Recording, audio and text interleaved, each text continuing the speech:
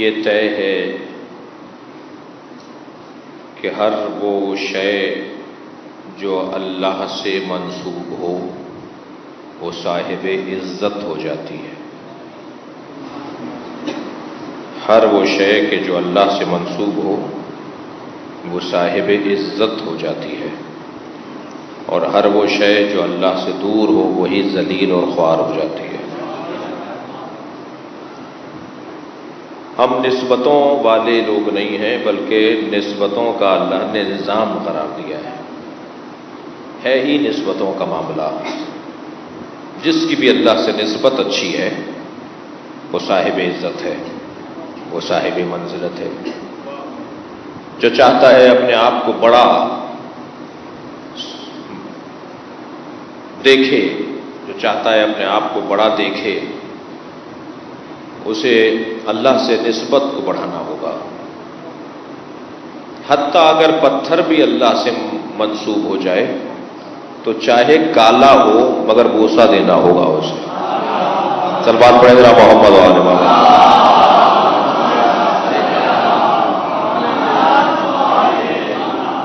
دنیا کی بڑی پہاڑیوں میں سے ایک بڑی پہاڑی کیٹو کی پہاڑی ہے جی، مگر اتنی بڑی پہاڑی کا کوئی قرآن میں ذکر نہیں ہے،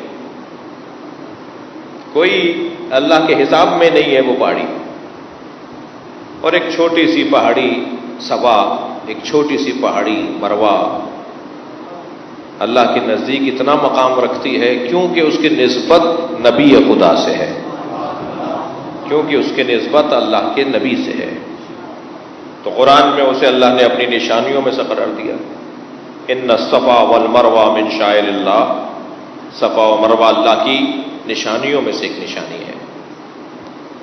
جانور تو بہت کھڑے ہیں ریوڑوں میں اور گلوں میں اور بیچے جانے والے مقامات پر، مگر کسی بھی جانور کا وہ مقام نہیں ہے جسے قربانی سے منسوب کر دیا گیا. جسے بھی قربانی سے منسوب کر دیں گے اب وہ جانور معمولی جانور نہیں ہے. نسبت کیونکہ اللہ سے ہو گئی تو صاحب عزت ہو گیا، صاحب منزلت ہو گیا.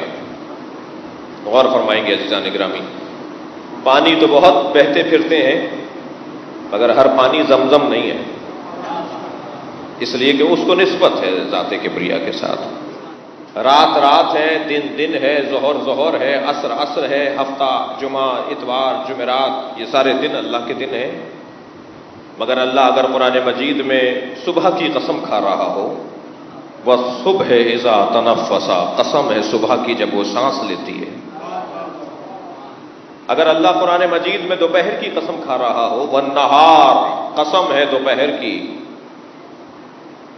اگر اللہ قرآن میں عصر کی قسم کھا رہا ہو، وَالْعَصْرِ کہہ کے. اگر اللہ قرآن میں رات کی قسم کھا رہا ہو، وَاللَّيْلِ کہہ کے، تو بس صاحب قسم اور صاحب عظمت ہوا ہی اس وجہ سے ہے یہ لمحہ کہ اس کا کوئی تعلق اللہ سے ہے. تاریخ کے صفحے پلٹنا شروع کیے تو ہمیں ایک رات دکھائی دی جس میں ایک بھائی کے بستر پہ سویا،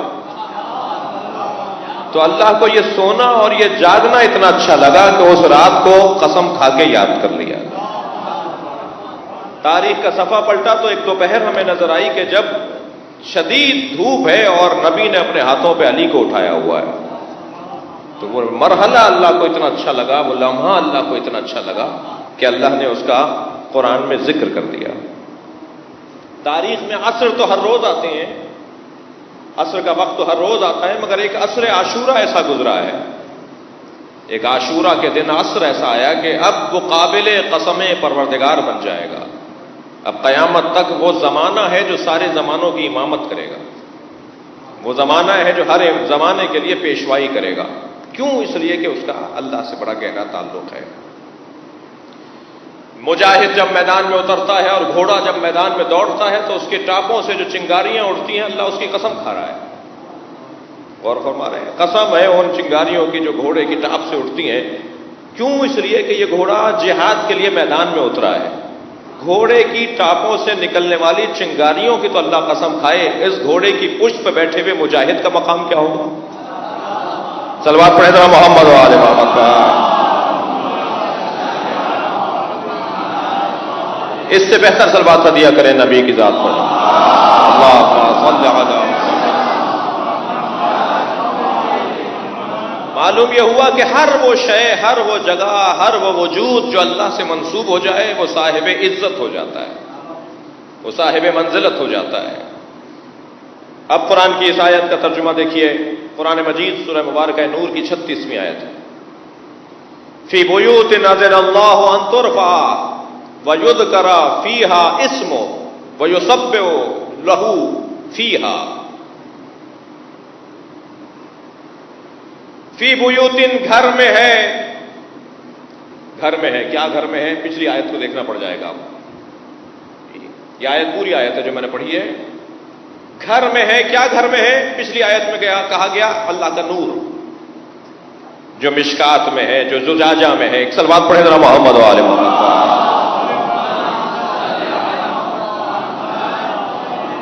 اللہ کا نور. یہد اللہ من یشاء، اللہ اپنے نور کی جانب جسے چاہے ہدایت عطا فرمائے.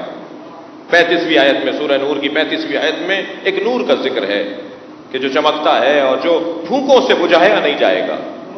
ایک اور جگہ پر ارشاد ہوا یریدون لیطفئوا نور اللہ واللہ متم نورہ ولو کرہ المشرکون. بعض لوگ ہیں جنہوں نے ارادہ کیا ہے کہ وہ اپنی پھونکوں سے اللہ کے نور کو بجھائیں، اور اللہ کا نور جلتا رہے گا، مکمل رہے گا، چاہے مشرکوں کو برا لگتا ہو. اچھا، یہ بات آپ کے ذہن میں رہے کہ بہت سارے لوگوں کو بہت ساری چیزیں بری لگتی ہیں. یہ معیار نہیں ہے کہ کسی کو کیا برا لگ رہا ہے. دیکھا جائے کون ہے جسے کیا برا لگ رہا ہے. ہر برا لگنا پریشان کن نہیں ہے. صلوات پڑھیں ذرا محمد و آل محمد.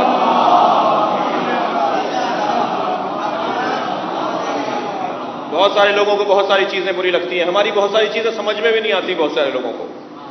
جی، ہمارے کالے کپڑے سمجھ میں نہیں آتے، ہمارا ماتم سمجھ میں نہیں آتا، ہمارے ننگے پیر چلنا سمجھ میں نہیں آتا، ہمارے علم سمجھ میں نہیں آتے، ہمارے جلوس، ہماری مجلس سمجھ میں نہیں آتی. تو جنہیں سمجھ میں نہیں آتی انہیں سمجھدانی بڑھانی پڑے گی. ہم کام نہیں چھوڑیں گے، انہیں اپنے معاملات کو ٹھیک کرنا پڑے گا. ہم کام نہیں چھوڑیں گے، اس لیے کہ ہم ایک مقصد کے تحت یہ کام انجام دے رہے ہیں، ایک ہدف کے تحت یہ کام انجام دے رہے ہیں. تو اللہ کہہ رہا ہے کچھ لوگ ہیں یریدون لیطفئوا نور اللہ، جو ارادہ رکھتے ہیں کہ وہ اللہ کے نور کو بجھائیں. کس سے بجھائیں؟ بافواہہم، اپنی پھونکوں سے.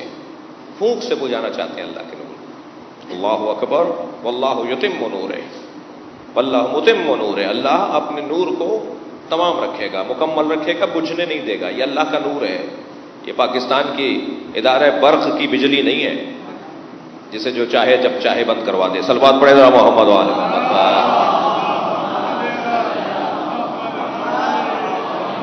اور فرما رہے ہیں آپ حضرات. تو یہ اللہ کے نور کا ذکر اس کے اندر ہوا، اور پھر اس نور کے بارے میں کہا گیا. اب یہ نور کہاں ہے؟ بحث یہ ہے، گفتگو یہ ہے. بات آگے بڑھے گی، کچھ منزلوں سے مجھے گزرنا ہے اپنی بات کو مکمل کرنے کے لیے. یہ اللہ کا نور ہے. یہ نور کہاں ہے؟ فی بیوتن، یہ کچھ گھروں میں ہے. یہ نور اللہ کا کچھ گھروں میں ہے. بیوت، بیت نہیں، بیوت، کچھ گھروں میں ہے یہ اللہ کا نور.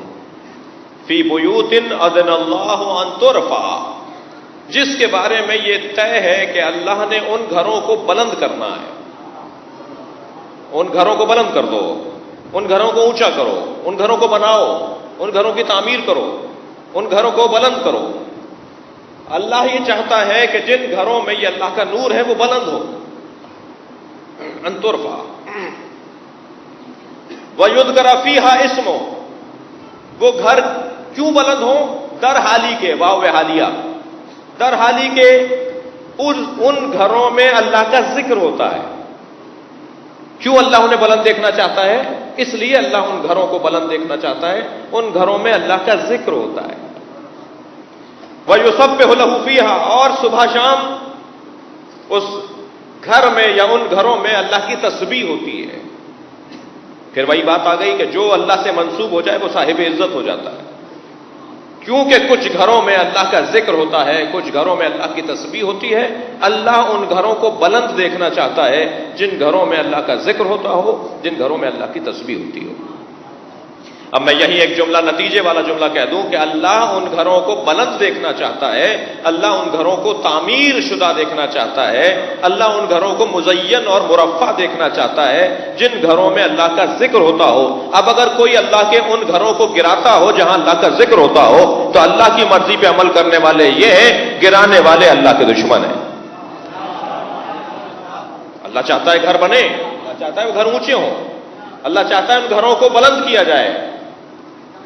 اب یہاں پر بہت سارے لوگوں نے اس کے اوپر تفسیر لکھتے ہوئے جو علمی چوبزنیاں ہیں وہ کی ہیں جی، مثلا کہا یہ بیوت سے مراد مسجدیں ہیں، مسجدیں بناؤ۔ صلوات پڑھیں ذرا نبی اور آل نبی کے ساتھ۔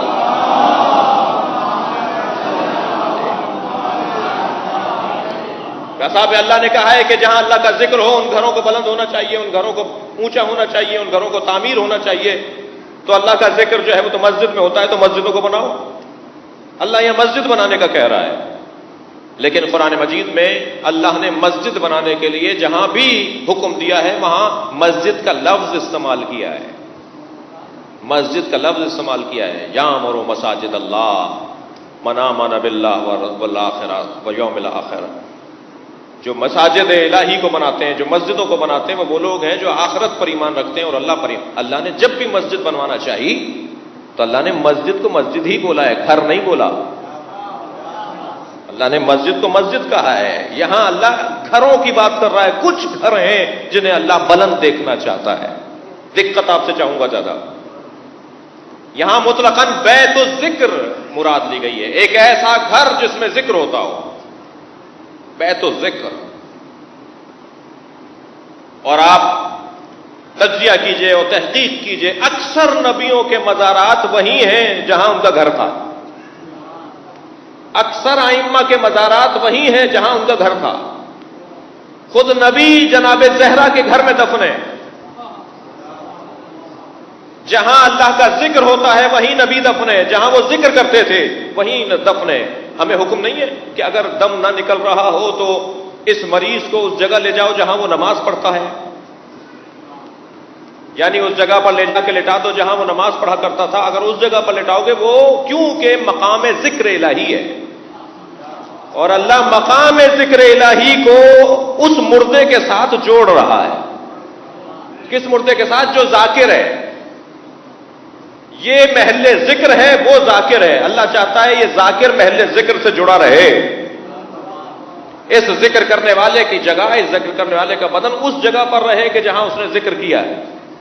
غور فرمائیں گے، اکثر نبیوں کے مزارات وہی ہیں جہاں ان کے گھر تھے، اکثر ائمہ کے مزارات وہی ہیں۔ آپ دیکھ لیے کاظمین، سامرہ، خود نبی مکرم کا مزار، خود جناب زہرا کی قبر ایک روایت کے مطابق اپنے حجرے میں ہے، اسی جگہ پر ہے جہاں بی بی کا گھر ہے جو مسجد نبوی کے ساتھ ہے۔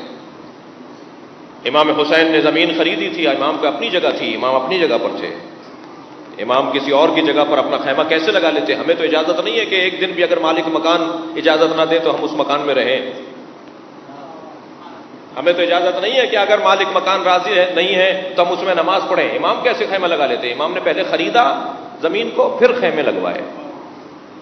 کہا میں اس جگہ پر نہیں اتروں گا، عباس بلاؤ ان کے مالکوں کو، اس زمین کے وارث کو کون ہے؟ امام نے قیمت ادا کی، پھر فرمایا کہ خیمے لگاؤ، پھر امام نے وہاں قیام فرمایا۔ امام تو اپنے گھر میں تھے، امام اپنی ملکیت پر تھے جہاں امام کو شہید کیا گیا ہے۔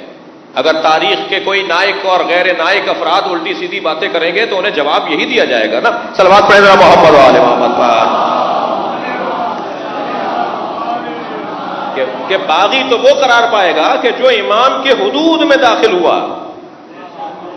غور فرما رہے ہیں؟ تھوڑا سا ہاں رکھیے میرے ساتھ۔ جو امام کے حدود میں داخل ہوا ہو، جو امام کی ملکیت میں آ کر امام کو مار رہا ہے، باغی وہ ہے۔ امام تو اپنے گھر میں بیٹھے تھے، امام تو اپنی سرزمین پر زندگی گزار رہے تھے۔ بغاوت تو تم نے کی ہے کہ ان کی ملکیت میں آ کے اپنے خیمے لگائے، ان کی ملکیت پہ پانی بہ رہا تھا، تم نے اس نہر کے اوپر قبضہ کر لیا۔ اور فرما رہے ہیں اللہ ان گھروں کو بلند دیکھنا چاہتا ہے۔ یہاں مطلق بیت ذکر ہے، مطلق بیت کا ذکر ہے۔ جو جگہ بھی، جو گھر بھی اللہ کے ذکر سے مزین اور منور ہے، اللہ اسے بلند دیکھنا چاہتا ہے، اللہ اسے مٹا ہوا نہیں دیکھنا چاہتا۔ اور یہاں پھر ترفع، بلند دیکھنا چاہتا ہے۔ رفعت کہنے لگے نہیں، رفعت سے مراد ہے تعظیم، تکریم، تکریم ہونی چاہیے، تعظیم ہونی چاہیے. ضروری تو نہیں کہ عمارت بھی بنے، ضروری تو نہیں ہے کہ اس کے اندر سونا چاندی بھی لگایا جائے. یہیں یہ جملہ بھی سن لیں کہ یہ جوان، یہ بچہ جب سوال کرتا ہے کہ امام حسین کے روزے پر اربوں خربوں روپے کا اور ڈالروں کے سونا لگا ہوا ہے، قیمتی روزہ ہے امام کا، تو امام کا روزہ قیمتی اس لیے کہ اللہ چاہتا ہے کہ یہ بلند ہو. اللہ قرآن میں حکم دے رہا ہے کہ ان کو بلند کرو، ان کو مزین کرو.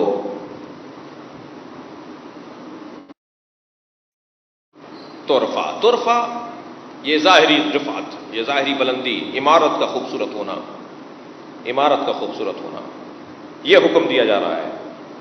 جتنا اس پہ خرچہ کیا جائے کم ہے، جتنا خرچہ کیا جائے کم ہے.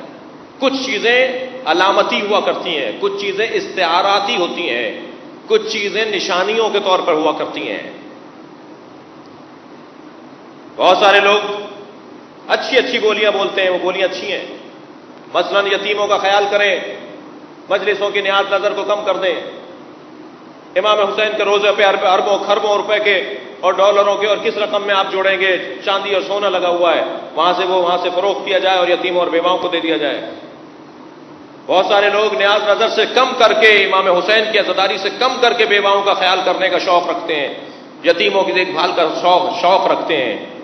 آپ سے بات کرتے ہوئے مجھے اس لیے سکون ہو رہا ہے کہ میں اس وادی کا راہی ہوں. ہمیں معلوم ہے کہ کس انداز سے، اور بہت بڑی تعداد یہاں تشریف فرما ہے شخصیات کہ جو فلاحی کاموں میں مصروف ہیں اور اپنی خدمات کو ادا کر رہے ہیں. نہیں عزیزان گرامی، امام حسین کے ذکر سے کوئی چیز کم کر کے کسی یتیم کو نہیں دینی. امام حسین کی عزاداری اور امام حسین کی نیاز کو کم کر کے کسی بیوہ کے گھر راشن نہیں ڈلوانا. امام حسین کی عزاداری بھرپور ہونی چاہیے، حسین یتیموں کو پال دیں گے.